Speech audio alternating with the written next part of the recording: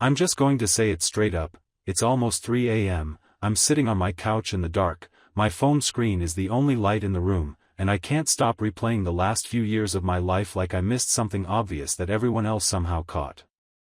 I've rewritten this post in my head about 20 times already, deleted half of it, added it back, and I still don't know if I'm explaining this right, but I need to get it out somewhere before I convince myself I'm overreacting or, worse, that I somehow deserve how this turned out.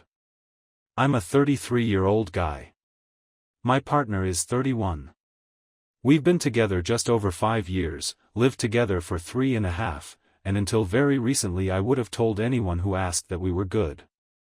Not Instagram perfect, good, not obnoxiously happy, just solid in that boring adult way that makes you feel like you're doing something right. We weren't constantly fighting, we weren't breaking up and getting back together, there was no cheating drama, no obvious toxicity.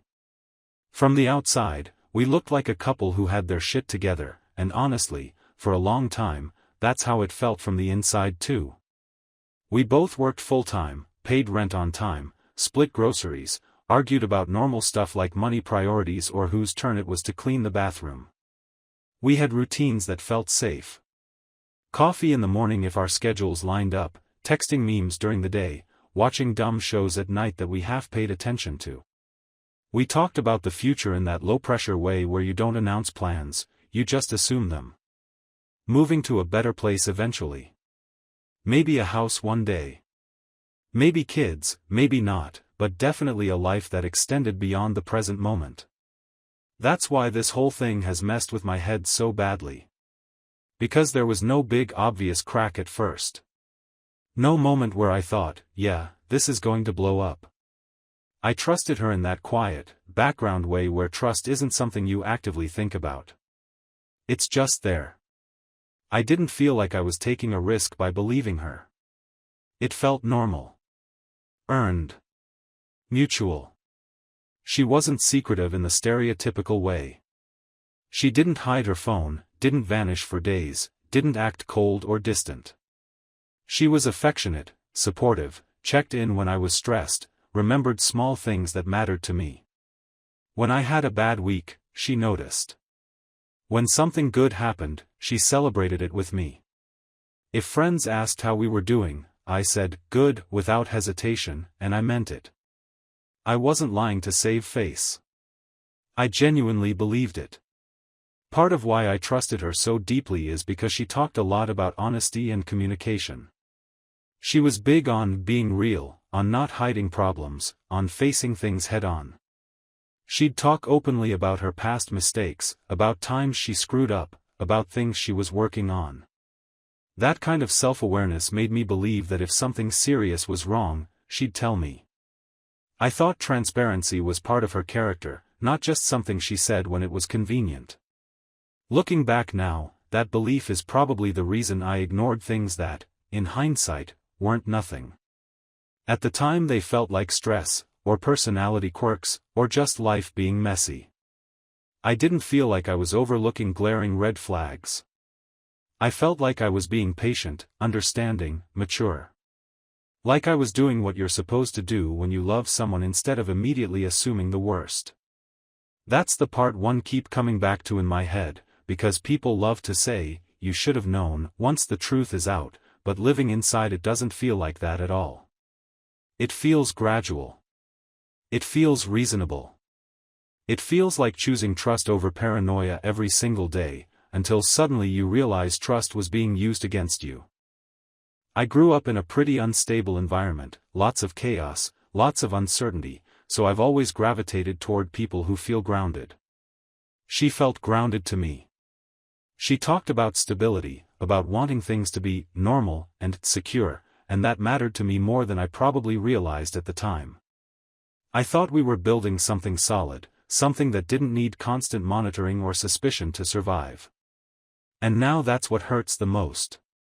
Not just the thing I discovered, but the fact that I never thought I needed to look for it. I didn't think I was being naive, I thought I was being healthy. I didn't think I was ignoring my instincts, because my instincts weren't screaming at me. They were quiet. Comfortable. At ease. Now I'm sitting here questioning my own judgment in a way I never have before. Wondering how many moments I defended her to myself or to other people without realizing I was defending something that wasn't real. Wondering how long parts of our life together were built on explanations that sounded logical enough at the time but were actually covering something much bigger underneath. I'm not writing this because I want sympathy or because I think I'm blameless in every aspect of our relationship. I'm writing it because I genuinely don't know if the way I reacted to what I found out is justified, or if shock and betrayal are warping my perception of everything that came before. I feel like I'm standing in the aftermath of something I didn't even realize was happening, trying to figure out which memories were real and which ones were curated for me. And the messed up part is, I still care about her. Or maybe I care about who I thought she was. I honestly don't know anymore, and that uncertainty is almost worse than the discovery itself. Next I'll get into the early signs I brushed off, the explanations I accepted because they made sense at the time, and how all of that slowly led to the moment where everything finally came into focus in a way I can't undo. If you've made it this far, thanks for reading. Even typing this out makes my head feel slightly less loud. Part 2. When I look back now, the red flags weren't neon signs or anything dramatic enough to scare me off right away. They were more like those little warning lights on a dashboard that blink on and off so briefly you convince yourself it's probably just a sensor glitch. At the time, none of it felt serious enough to justify blowing up a relationship that otherwise felt solid, and that's honestly what makes this part so uncomfortable to write, because hindsight makes everything look obvious in a way it absolutely did not feel while I was living it. The first things I noticed were small inconsistencies, mostly around money and logistics, but always framed in a way that made sense if you didn't look too closely. She'd mention being stressed about finances one week and then casually suggest a weekend trip the next, and when I'd raise an eyebrow she'd laugh it off and say something like, "I budgeted for it, don't worry," in that breezy tone that makes you feel stupid for even questioning it. I trusted her because she wasn't reckless in other areas of life, and because she talked confidently about being responsible, about having things under control. There were also moments where she'd get weirdly defensive over questions that didn't feel accusatory at all, like if I asked how much something cost or whether a bill had gone through. Not angry exactly, just tense, like she was bracing for a fight that I hadn't started. She'd say she felt interrogated or that money talk stressed her out, and I'd back off because I didn't want to be that guy who nitpicks or creates pressure over stuff that's supposed to be shared and cooperative. She was really good at explaining things in a way that made me feel like my concern was understandable but unnecessary. There was always a reason, always context, always some external factor that made everything add up just enough to quiet my doubts. A delay at work. A banking error. A friend who owed her money and hadn't paid her back yet. Nothing that sounded outrageous on its own, especially if you already trusted the person telling you. I also noticed she leaned heavily on the idea that she was just bad with admin stuff, which I stupidly found kind of endearing at first. She'd joke about being disorganized, about hating paperwork, about procrastinating on things like forms or calls, and I told myself everyone has their weak spots. I'm not perfect either, and relationships are supposed to be about balancing each other out, not auditing every flaw. If anything, I saw it as an area where I could be supportive rather than suspicious. There were times she'd ask me to cover something temporarily, like rent or a utility bill, with the promise that she'd pay me back once something cleared. And she always did, at least at first, which reinforced the idea that this was just short-term juggling, not something deeper. I didn't think twice about it because we lived together and shared expenses, and helping each other out financially felt normal, even healthy. What I didn't see then, and what makes my stomach turn now, is how often those temporary situations happened, how frequently there was some kind of fire to put out that required immediate trust and flexibility. I told myself that life is unpredictable, that sometimes things just stack up, that supporting your partner means not keeping score. I was proud of being the guy who didn't freak out over every hiccup. She also had a way of making me feel like questioning too much meant I didn't trust her, and I hated that idea because trust was something I valued a lot.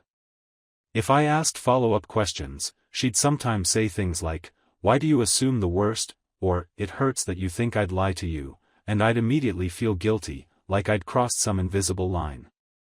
I'd apologize, reassure her, and tell myself that my job was to be more secure, not more suspicious. There were emotional red flags too, not just practical ones, and those are harder to explain because they were subtle shifts rather than obvious changes. She'd oscillate between being very open and very closed off, between leaning on me heavily and insisting she didn't need help with anything. Sometimes she'd overshare about stress or anxiety, painting this picture of being overwhelmed and barely keeping it together, and other times she'd shut down completely if I asked how she was really doing. I chalked that up to mental health struggles, because she talked openly about anxiety and burnout, and I didn't want to be the partner who invalidates that or demands emotional consistency from someone who's clearly struggling. I told myself that patience was the right response, that love isn't conditional on someone always being transparent or calm. Another thing that should have stood out more is how often she discouraged me from talking to other people about our issues, framing it as protecting our privacy or avoiding drama. She'd say things like, "People don't need to know our business," or, "They'll judge me without understanding," and that sounded reasonable enough that I didn't push back. I thought we were being mature by handling things internally, by not dragging friends or family into stuff that could be resolved between us. But over time, that meant I was carrying more and more of the confusion alone, without outside perspective to tell me whether what I was experiencing was normal or not. Every doubt I had got filtered through her explanations, her emotions, her version of events, and because I trusted her, that filter felt reliable. I didn't realize I was slowly losing my own reference point. The really messed up part is that whenever I did feel something was off, she'd be just vulnerable enough to pull me back in. She'd cry, talk about feeling like a failure, about being scared she wasn't good enough for me, and suddenly my concern would shift into reassurance mode. I'd end up comforting her for the distress my questions caused, rather than getting answers that actually eased my mind. At no point did I think, "This person is hiding something huge from me." I thought, "This person is struggling, and I don't want to make it worse."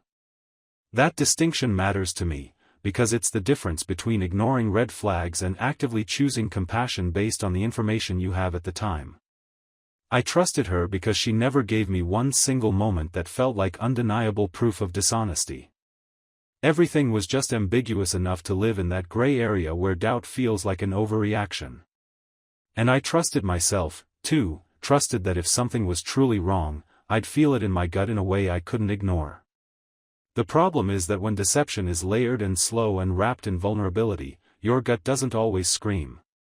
Sometimes it whispers, and sometimes you're so busy being understanding that you teach yourself to stop listening. Part 3. I didn't find out, in a dramatic way, and that's the part that still messes with my head the most. There was no big gut feeling, no suspicion, no detective mode.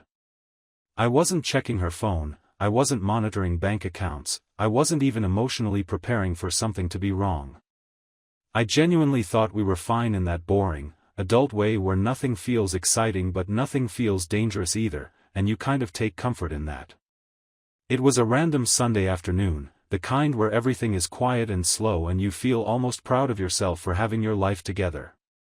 She was out running errands, or at least that's what she said, and I stayed home because I had a headache and didn't feel like dealing with crowds. I was doing laundry, half watching some stupid YouTube video, mentally making a grocery list, just normal domestic stuff that makes you feel like you're building something real with someone. Her laptop was on the kitchen counter, plugged in, open, which wasn't unusual at all because she worked from it constantly and left it everywhere. I wasn't touching it or looking at it intentionally, but when I walked past to grab my water bottle, a notification popped up on the screen. Just one of those banner notifications that shows the sender and a preview of the message before disappearing. It was from a number I didn't recognize, and the preview said something like, "We need to talk about the payment before Friday or it's going to escalate." At first, my brain didn't even flag it as important. I assumed it was work-related, maybe a client, maybe something boring and adult like insurance or utilities. But then another message came in immediately after that, and this one said, "You promised you wouldn't miss another one."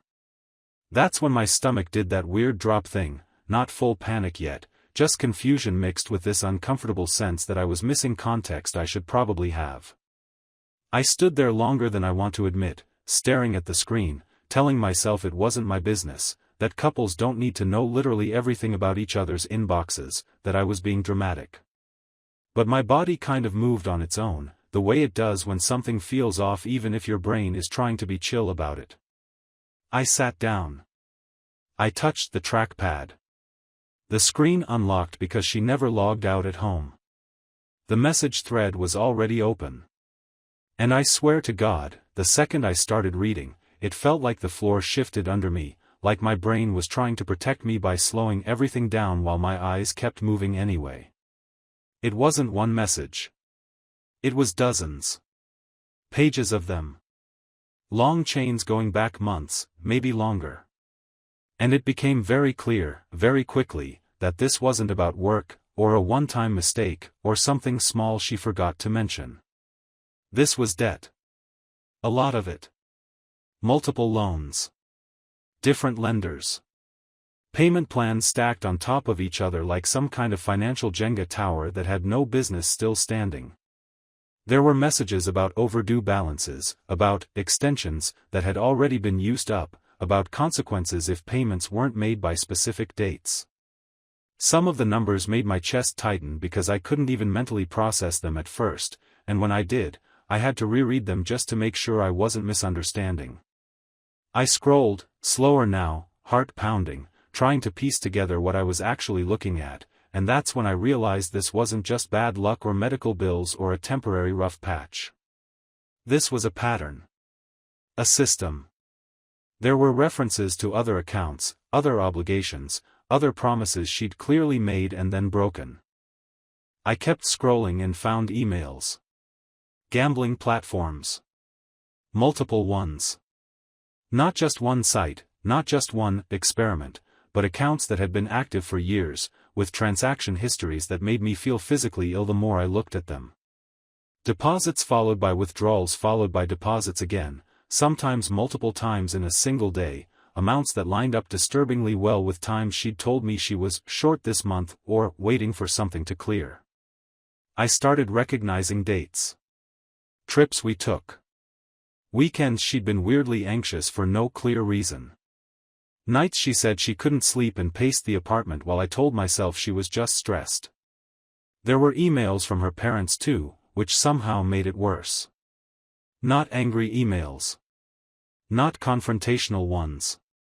Calm, enabling emails. Things like, "We'll help this time, but you need to be more responsible," and "Please don't tell him, it would only cause unnecessary stress," and "We'll transfer the money tomorrow, just don't let it get out of control again."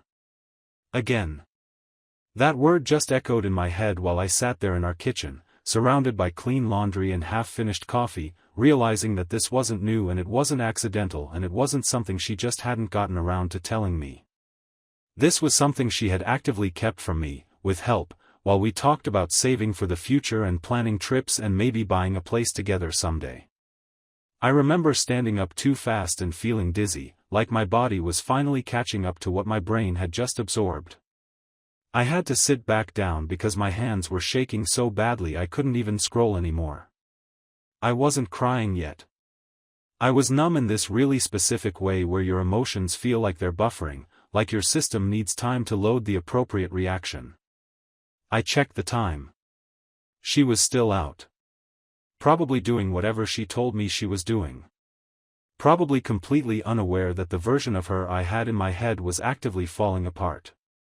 I didn't confront her right away. I couldn't. I needed to understand the scope of it, needed to know whether I was missing something that would somehow make this less terrifying. So I kept reading, even though every new detail felt like another crack forming in something I thought was solid. By the time I closed the laptop, my head was pounding, my mouth was dry, and I felt this overwhelming sense of humiliation that I couldn't fully explain. Not just betrayal, but embarrassment, like I'd been walking around confidently unaware while everyone else knew more about my own relationship than I did. When she finally came home later that evening, carrying grocery bags and talking about how annoying the parking lot had been. I watched her like she was a stranger who had memorized my life. I answered her questions. I nodded. I even smiled when she joked about something stupid. Inside, I was spiraling. I knew that once I opened my mouth, nothing would be the same again. I knew that whatever explanation she had ready was probably well practiced. And I knew, deep down, that this was only the beginning of something that was about to get very ugly, very fast. I just didn't know yet how much she was going to try to convince me that this was somehow my fault too. Final part, what I did, what it cost. I didn't confront her that night. I know some people will say that makes me weak or complicit or whatever, but honestly I was too fucked up to even know where to start. She went to bed like nothing was wrong, kissed me on the cheek, asked if I wanted to watch something together the next day, and I lay there staring at the ceiling feeling like my entire sense of safety had been quietly stolen while I was busy trusting her. I spent the whole night replaying our relationship in my head, but not in a nostalgic way, more like I was reviewing footage from a crime scene trying to identify where I missed something obvious. Every time she'd been stressed about money, every vague excuse, every moment where I offered help and she waved it off like it wasn't a big deal, all of it started rearranging itself into something darker and more intentional. The next morning I confronted her, and I want to be clear about this part because it's where I almost lost my grip on reality completely. I didn't yell. I didn't accuse. I didn't storm in waving evidence. I sat her down and told her I'd seen the messages and the accounts and that I needed her to explain, calmly, fully, and honestly, because my brain was on fire and I needed something solid to hold on to. She cried immediately, which I expected, but what I didn't expect was how fast the narrative shifted from, I messed up, to, this isn't as bad as you think, to, you're focusing on the wrong parts. She talked in circles, jumped timelines, minimized numbers, framed things as temporary issues that had just spiraled a little, and every time I tried to pin something down, she slid sideways into another explanation. She said she was embarrassed. She said she didn't want to worry me. She said she thought she could fix it before it ever became our problem. She said her parents had insisted on helping because they didn't want to burden me, which somehow got twisted into her doing me a favor by lying. At one point she actually asked why I was more upset about the secrecy than the debt itself, like the lying was some minor footnote instead of the entire fucking issue. And the worst part is that for a few minutes, I started doubting myself. I caught myself thinking maybe I was being dramatic, maybe this really was something she could get under control, maybe I was making it worse by reacting instead of being supportive. That realization scared the hell out of me because I could feel how easy it would be to slip into the role of fixer, of caretaker, of the guy who absorbs the damage so the relationship can limp forward. Then I asked her one simple question that snapped everything back into focus. I asked her if she would have ever told me on her own. She didn't answer right away. She looked down. She said she had planned to, eventually, once things were better. That was it for me. Not in a dramatic movie moment way, but in a quiet internal shift where something heavy finally settled. Because, eventually, wasn't a plan, it was a delay tactic, and, once things were better, depended entirely on luck, not accountability. Over the next few weeks, things got worse, not better. She promised transparency, then got defensive when I asked follow-up questions. She agreed to boundaries, then complained that I was controlling when I asked to see actual numbers.